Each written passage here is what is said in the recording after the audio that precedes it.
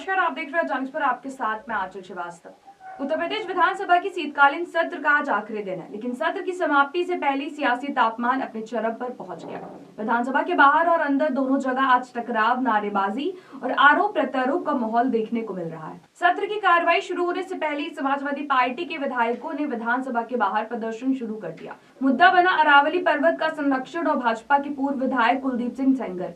सपा विधायकों ने save Aravalli save life के नारे लगाते हुए विधान भवन के बाहर धरना दिया और सरकार पर गंभीर आरोप लगाए। सपा का कहना है कि एक तरफ पर्यावरण को बचाने की आवाज उठाने वालों को जेल भेजा जा रहा है, वहीं दूसरी ओर कुलदीप सिंह सेंगर जैसे बलात्कार के दोषी को राहत दी जा रही। सपा विधायकों ने सरकार पर हमला बोलते हुए कहा है कि भाजपा की नीतियां जल, जंगल और जमीन बेचने की है और ऐसी सरकार जनता का भला नहीं कर सकती। वहीं दूसरी ओर विधानसभा के भीतर प्रश्नकाल शुरू हो चुका है। ये पहला मौका नहीं है जब सपा ने सत्र के दौरान प्रदर्शन का रास्ता अपनाया हो। मंगलवार को सत्र शुरू होने से पहले सपा विधायक अतुल प्रधान, मुकेश वर्मा और फहीम इरफान छोटे ट्रैक्टर पर सवार होकर विधान भवन पहुंचे। विधायकों के हाथ में गन्ना और चौधरी चरण सिंह की तस्वीरें थी और नारे लग रहे थे कि चौधरी चरण सिंह जिंदाबाद, अखिलेश यादव जिंदाबाद। सपा विधायकों ने आरोप लगाया कि भाजपा सरकार में किसानों के साथ अन्याय हो रहा है। किसानों को खाद नहीं मिल रही है, बिजली और पानी की दिक्कत है और उनकी फसलों का उचित मूल्य नहीं दिया जा रहा है। सपा का आरोप है कि भाजपा सरकार चौधरी चरण सिंह की जयंती मनाने का सिर्फ दिखावा कर रही है, जबकि चौधरी साहब वास्तव में किसानों के मसीहा थे। विधानसभा के साथ साथ विधान परिषद में भी माहौल गरमाया रहा। मंगलवार को शून्यकाल के दौरान समाजवादी पार्टी ने काम रोको प्रस्ताव लाकर सरकार को घेरने की कोशिश की। मुद्दा था कोडीन कफ सिरप प्रकरण और प्रदेश की कानून व्यवस्था।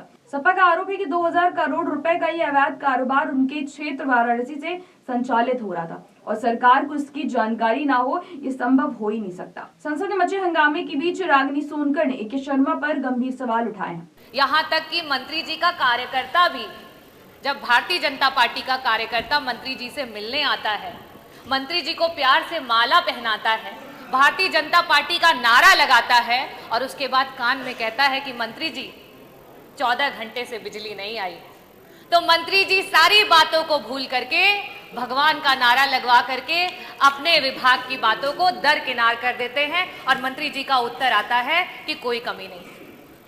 खैर, मैं मंत्री जी आपसे ये पूछना चाहूंगी कि अगर आपने ये जवाब दिया है कि सरकार का जो उत्पादन है और उसकी जो डिमांड है उसमें अगर कहीं पे भी कोई असमानता नहीं है, तो ये जो अघोषित कटौतियां हो रही हैं, ये जो अनौपचारिक कटौतियां हो रही हैं, ग्रामीण अंचल में 12-12 घंटे की कटौतियां हो रही हैं, शहरी जो इलाका है उसमें 4 से 6 घंटे की कटौतियां हो रही हैं, इसका क्या कारण है?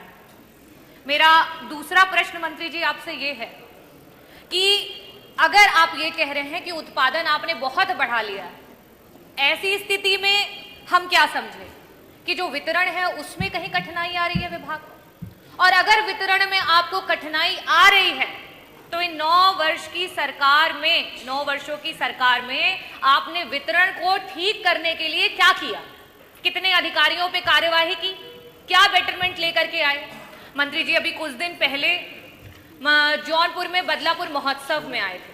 वहां पे उन्होंने मंच से बदलापुर में एक जो है उप केंद्र बनाने के लिए वहां से आपने आश्वासन दिया। उसी के बगल से मैं भी आती हूँ, मछली शहर से विधायक हूँ, हमारे बीच में अपना दल से बैठे हुए हैं डॉक्टर पटेल जी, वो भी विधायक हैं। सदीरनगंज और बंधवा में वहीं उसी जिले के हम दोनों हैं और वहां पे भी उप केंद्र की मांग को रखा गया। पावर का लॉस कह करके उसको ठुकरा दिया गया। मंत्री जी मैं आपसे पूछना चाहूंगी कि ये पावर लॉस का कारण क्या है, और अगर ये पावर का लॉस है तो इसके अंतर्गत कितने अधिकारियों पे आपके द्वारा कार्यवाही जो है की गई? और लास्ट में आपसे ये एक सवाल करना चाहूंगी कि आज प्राइवेटाइजेशन विभाग को बेचने की बात हो रही है। अडानी से इतने महंगे दर पे 5.383 पर यूनिट के रेट पे सरकार जो है 25 साल के लिए बिजली खरीदने जा रही है। खैर, उसका जो एग्जैक्ट अमाउंट है वो अभी तक पब्लिक नहीं किया गया है, लेकिन कैलकुलेशन के आधार पे वो 15,000 करोड़ का अमाउंट आ रहा है।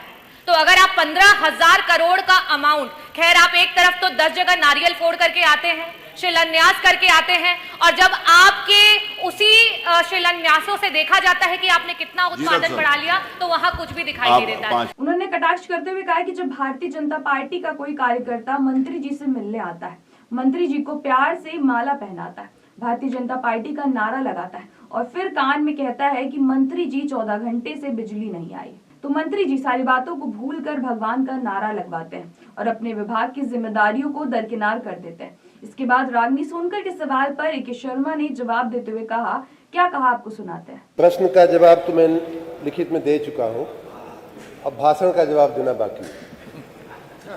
और जो सभी यहाँ बैठे हुए माननीय सदस्य हैं, इधर के हों चाहे उधर के हों, हमसे बहुत स्नेह करते हैं और सभी मिलते हैं तो कहते हैं, जो हमको अच्छे से मानते हैं वो कहते हैं मंत्री जी बिजली में बहुत सुधार हुआ है, आपने बड़ा अच्छा काम किया, उनको नमन सर धन्यवाद।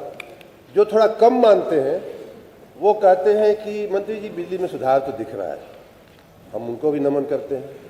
जो एकदम नहीं मानते हैं, जिनमें से माननीय विधायिका जी भी आती हैं,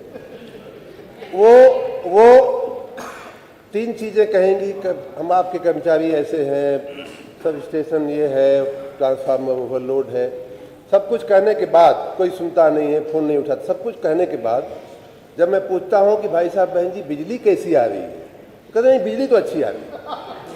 तो आपको तकलीफ कहाँ है?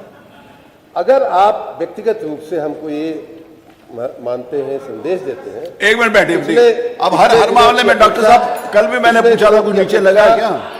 बिजली अच्छी उत्तर आने दीजिए ना, आपने अपनी बात कही थी, उत्तर आने दीजिए प्लीज। नो, बिजली अच्छी नहीं डॉक्टर साहब, बिजली अच्छी आ रही है, आपने बोला तो बीच में उत्तर आने दीजिए। मैं समझ सकता हूँ कि बाहर आप हमको कुछ बोलते हैं और अंदर जो ऊपर से लिख करके आता है वो बोलते हैं, तो वहां तक तो मैं समझ पाता हूं। लेकिन मैं माननीय वित्त मंत्री जी को निवेदन करूंगा कि कोई ऐसा चश्मा हो जिससे कि बिजली दिखाई दे सके, वो माननीय सामने वाले माननीय सदस्य लोगों को जरा सैंक्शन कर दे, संस्तुत कर दें। अब माननीय अध्यक्ष जी, पहला इनका मैं एक जवाब शुरुआत में ही दे दूं, और बड़ा महत्वपूर्ण मुद्दा है, हमें थोड़ा समय चाहिए। माननीय उतना ही लीजिए। अदानी का इन्होंने, ये मेरे पास फिगर इस समय नहीं है, हाँ। लेकिन जो फिगर इन्होंने बोला उसी को अगर हम मान लें, 5 रुपया कुछ पैसा इन्होंने बताया, 35 पैसा 38 पैसा, ये आज 2025 का रेट है। और आपको शायद जानकारी नहीं होगी माननीय विधायिका जी, माननीय अध्यक्ष जी, कि 2014 में आपकी पार्टी की सरकार ने कितने पर बिजली खरीद, 10 साल 11 साल पहले, 11 साल में महंगाई बढ़ी है, दाम ज्यादा होना चाहिए, आपने जो खरीदा है, हाई कास्ट पीपीए का जो बर्डन राज्य की जनता पे डाला है, वो एकदम अक्षम्य है। आपकी बहुत सारी गलतियां अक्षम्य है, लेकिन ये भी उन्हीं में से एक अक्षम्य गलती है। माननीय अध्यक्ष जी, सदन को जानकारी होनी चाहिए, राज्य की जनता को जानकारी होनी। 2014 में इन्होंने KSK महानदी के साथ कॉन्ट्रैक्ट किया है, समाजवादी पार्टी की सरकार थी, और हमसे पूरा 1 रुपया प्रति यूनिट ज्यादा महंगी आपने बिजली खरीदी। 11 साल पहले 6 रुपया 25 पैसा आपका रेट आता। अगर आपको तथ्य की जानकारी चाहिए, थोड़ा सा हमसे पहले से पूछ लेती तो अच्छा रहता। अब रही बात कि बिजलियां दिखाई नहीं दे रही है, माननीय अध्यक्ष जी, ये तो सभी सहमत होंगे इस बात से कि राज्य में न तो गांव की संख्या बढ़ी है, न तो मजरों की संख्या बढ़ी है, और न ही लोगों की संख्या, जो थोड़ी बहुत जनसंख्या वृद्धि हुई होगी, लेकिन मजरे और गांव तो वही के वही हैं। हमने इनके छोड़े हुए, इनके समय में जो विद्युतीकृत मजरे थे उनकी संख्या थी 1,28,000, और हमारे समय में हमने जो विद्युतीकृत किया है उन गांवों में, मजरों में जो बिजली पहुंचाई है वो है 2,50,000। वही सपा सदस्य आशुतोष सिन्हा और शहनवाज खान ने अरावली के पूरे मामले को बेहद गंभीर बताते हुए कहा कि ऐसे अपराधों पर कठोर कार्रवाई जरूरी है। वहीं नेता प्रतिपक्ष लाल बिहारी यादव ने तो यहाँ तक आरोप लगा दिया कि ये कोई मामूली मामला नहीं है, बल्कि सरकार के संरक्षण में चल रहा गिरोह है, जो नकली कफ सिरप बनाकर देश दुनिया में सप्लाई कर रहा है। इस बयान के बाद सदन में जमकर नोकझोंक हुई। जवाब में नेता सदन केशव प्रसाद मौर्य ने सपा पर पलटवार करते हुए कहा कि समाजवादी पार्टी का अपराधियों और माफियाओं से जन्मजात का रिश्ता रहा है। इस बयान के बाद सपा सदस्य फिर से हंगामा करने लगे और सदन में शोर शराबा बढ़ गया। भोजनावकाश के बाद भी यह मुद्दा शांत नहीं हुआ। वंदे मातरम पर हो रही चर्चा के दौरान फिर से सत्ता पक्ष और विपक्ष आमने सामने आ गया। हालात बिगड़ते देख नेता सदन केशव प्रसाद मौर्य ने साइबर अपराधों के नियंत्रण से जुड़े आंकड़े पेश करते हुए भरोसा दिलाया कि सरकार किसी भी दोषी को बख्शने वाली नहीं है। तो कुल मिलाकर शीतकालीन का आखिरी दिन हंगामे, विरोध और सियासी बयानबाजी के नाम रहा। तो ऐसी देश और दुनिया की बड़ी खबरों पर नजर रखने के लिए आप जुड़े रहिए जन एक्सप्रेस के साथ। नमस्कार।